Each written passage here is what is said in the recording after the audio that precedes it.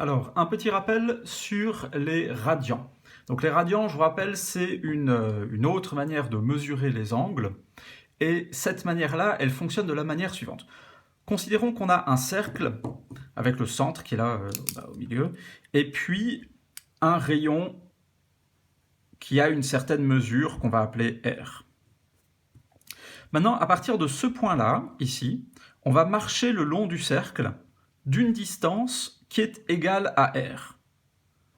Donc on marche d'une distance comme ça, hop, qui vaut aussi R. Et puis on arrive ici, et là on trace un point. On trace ensuite une ligne entre ce point et le centre, le point où on est arrivé et le centre.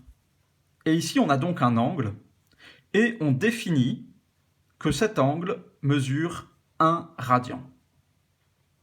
C'est comme ça qu'on définit le radian.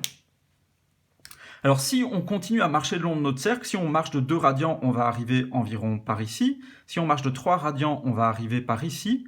Et si on veut faire un demi-tour complet, il faut marcher de combien de radians? Eh bien, il faut marcher de environ 3,1415 radians. Et la valeur exacte de ce nombre, c'est le nombre qu'on appelle pi.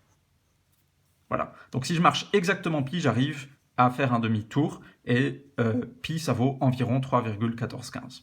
Et puis si je veux faire un tour entier, je dois marcher de 2 pi.